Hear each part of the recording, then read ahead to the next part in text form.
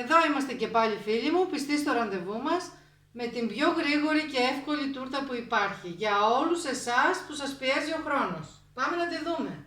Τα υλικά μας είναι τρία.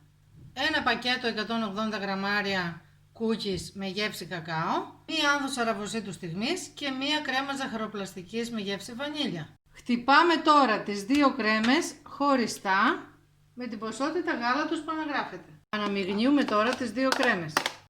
Αναμειγνύω, όπως είπα, τις δύο κρεμούλες, ανακατεύουμε ένα σύρμα και τώρα με τα χέρια σπάμε τα κούκκις μέσα στο μείγμα.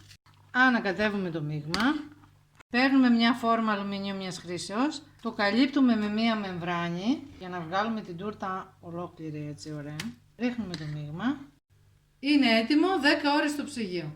Έτοιμη για να δοκιμάσουμε. Φυσικά και είναι υπέροχη. Άλλη μια συνταγή φίλη μας έφτασε στο τέλος της. Ραντεβού την άλλη εβδομάδα. Γεια σας!